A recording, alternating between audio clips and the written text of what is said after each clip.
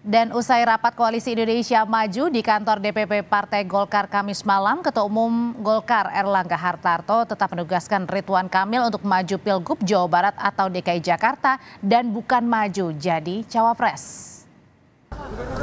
Gubernur, apakah Pak di dalam Pak, di dalam Pak. Jawa Barat? Terima kasih ya.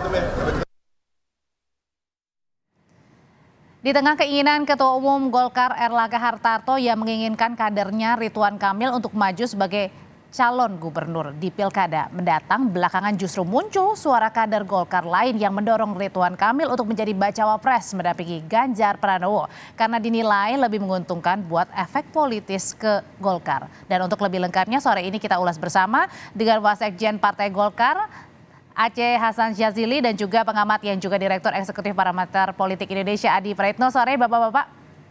Sore, Assalamualaikum.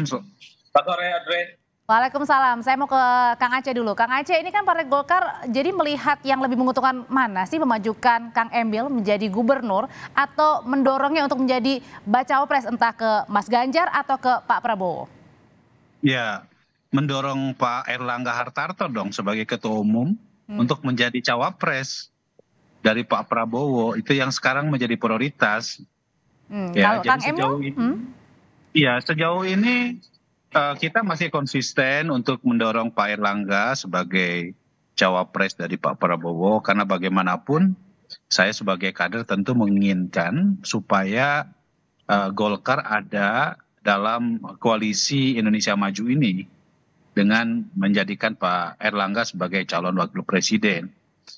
Nah, soal posisi Pak Emil, saya sebagai ketua DPD Golkar Provinsi Jawa Barat tentu punya keinginan Pak Emil yang memiliki tingkat popularitas dan elektabilitas yang sangat tinggi di Jawa Barat, kita dorong bekerja untuk kemenangan partai, ya, agar pemilu 2024 nanti beliau betul-betul bisa mendorong Partai Golkar menjadi partai pemenang. Dan setelah itu, jika Golkar menjadi pemenang di Jawa Barat, maka kita dengan sendirinya Pak Emil akan next election dalam pilkada tentu akan lebih mudah gitu untuk menjadi gubernur kembali di Jawa Barat. Gitu. Oke, tapi kan kalau kata Waketum Partai Golkar sendiri, yakni Pak Mekeng bilang realistis dong, kenapa enggak majukan Kang Emil nih sebagai bacawa pres, kan udah ada tawaran.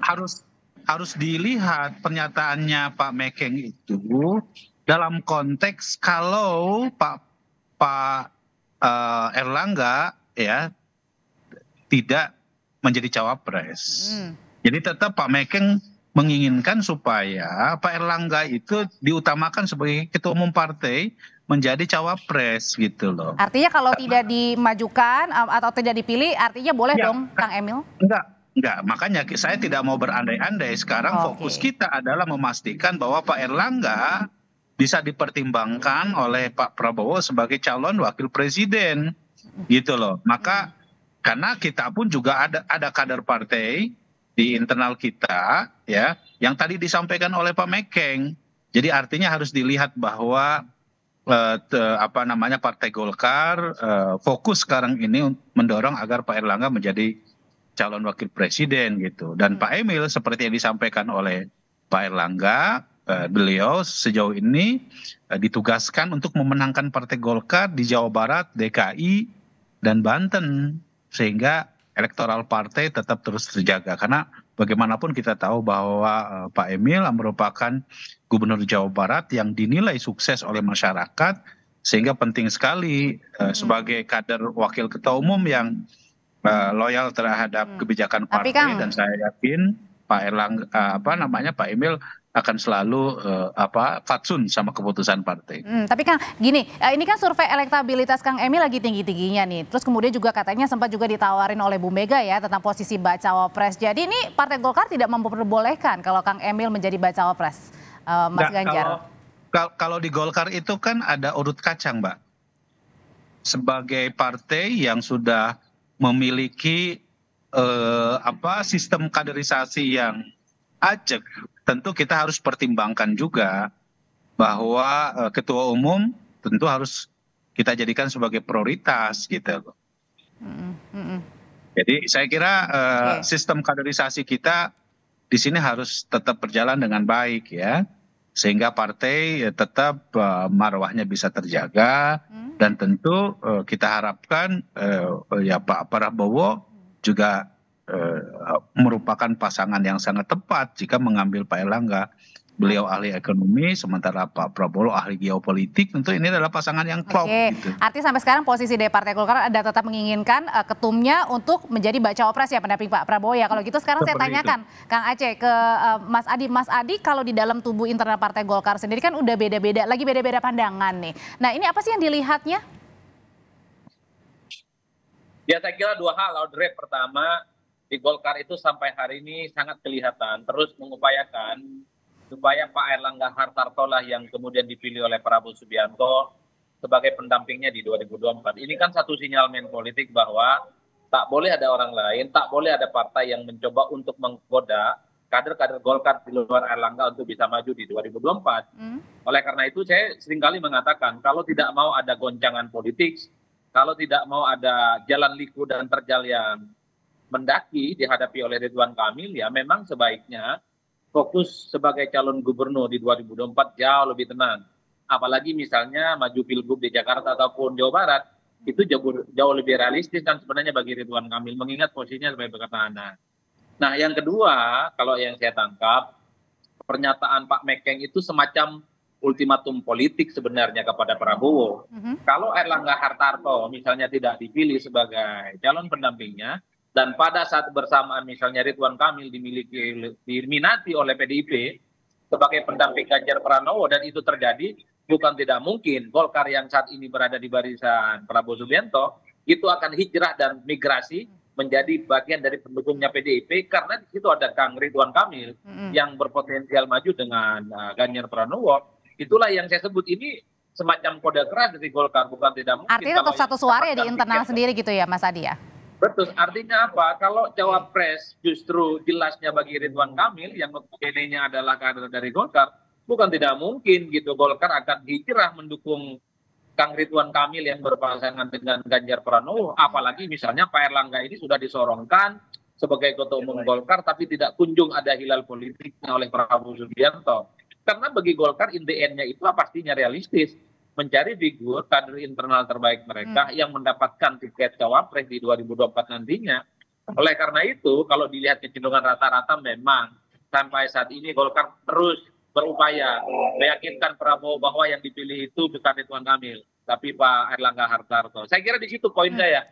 Tapi emang benar Kang Aceh kalau pernyataan dari Pak Mekeng ini merupakan ultimatum untuk Gerindra dan juga Pak Prabowo? Ya makanya itu yang saya bilang tadi, harus dilihat pernyataan Pak Mekeng itu bukan di akhir tapi juga di awal. Jadi Pak Mekeng mengatakan kan jelas bahwa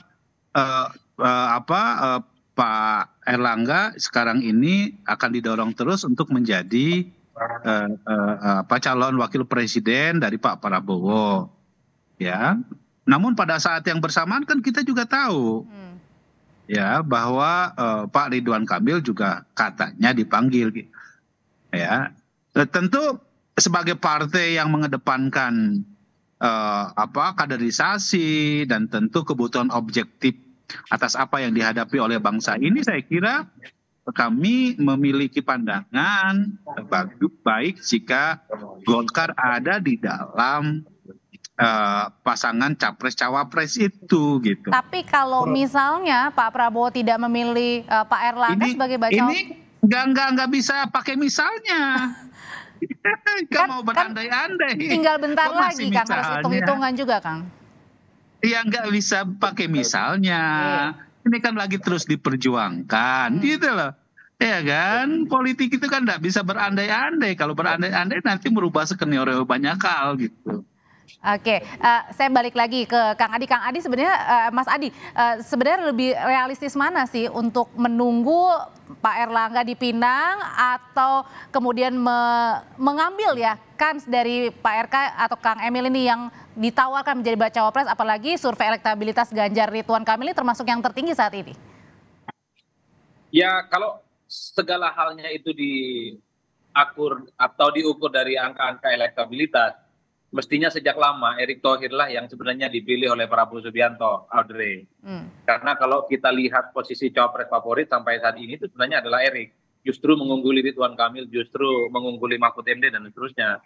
Tapi elektabilitas itu kan melampaui hal-hal yang sebenarnya ada di ruang-ruang di mana posisi ketua umum itu dinilai jauh lebih penting. Oleh karena itu, belakangan saya membaca bahwa teman-teman Partai Golkar itu ingin ngasih kode keras kepada Prabowo Subianto. Dua cawapres yang paling dibutuhkan oleh Prabowo itu adalah sosok seperti Pak Erlangga Hartarto, mengingat posisinya sebagai ketua umum Golkar ya.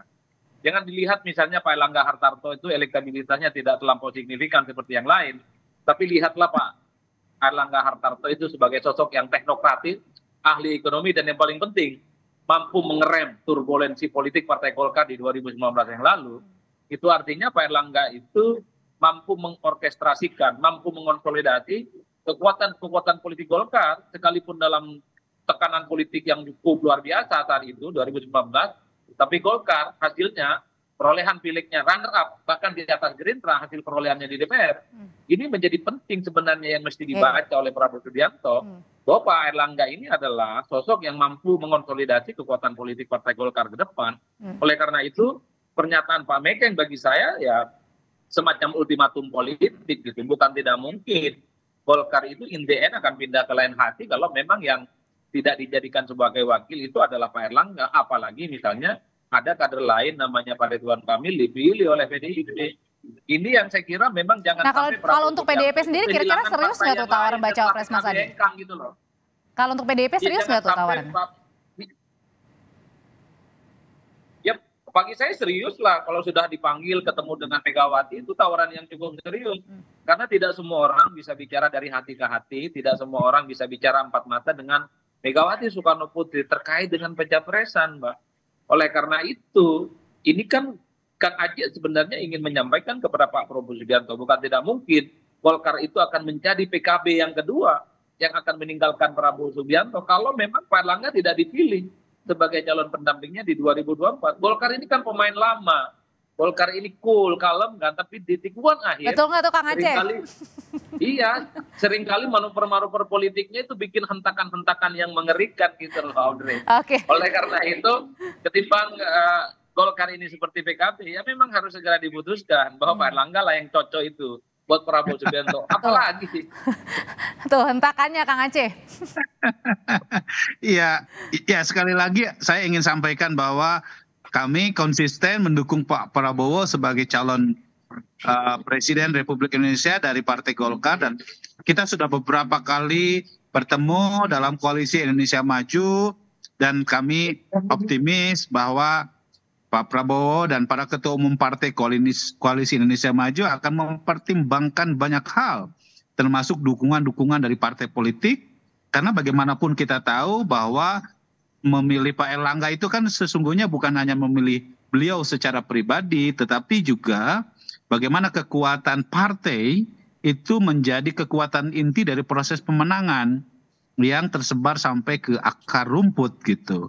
Jadi karena itu tentu kami ingin menegaskan bahwa Golkar ingin tetap memprioritaskan Pak Erlangga, Pak Ridwan Kamil, kami tempatkan beliau sebagai kader wakil ketua umum yang memang ditugaskan untuk memenangkan Partai Golkar, dan sejauh ini ya masih konsisten beliau diberikan privilege. Bagi saya sebagai ketua Golkar Jawa Barat, tentu prestasinya di Jawa Barat harus dilanjutkan gitu. Oke, dan sekaligus juga apakah ini benar mengunci gitu Mas Adi pernyataannya dari Ketum Partai Golkar kemarin Pak Erlangga yang bilang bahwa yang disiapkannya itu Kang Emil ya untuk Pilgub, entah itu DKI atau Jabar, bukannya bacawa pres. Mas Adi. Ya saya kira pernyataan itu untuk memberikan, saya kira pernyataan itu untuk mengarantina supaya Kang Ridwan Kamil ini tidak tergoda oleh siapapun. Dan jangan lagi Kang Ridwan Kamil itu digoda oleh siapapun terkait dengan Golkar ya. Karena apapun, Golkar itu secara kelembagaan sudah memutuskan bahwa figur yang akan diusung untuk cawapres di 2024 bukan yang lain, tapi Pak Erlangga Hartarto. Maka tidak mengherankan kalau kemudian Golkar itu menegaskan kepada publik, Kang Ridwan Kamil itu adalah sosok yang cukup pas, cukup pantas untuk maju kembali di Pilgub ya, entah di Jabar ataupun DKI. Sambil lalu ya Golkar ini kan satu itu tadi, memberikan satu sinyal politik bahwa kalau memang Ridwan Kamil yang mendapatkan tiket dari PDIP, bukan tidak mungkin Golkar itu akan pindah bersama PDIP karena Pak Erlangga misalnya tidak kunjung.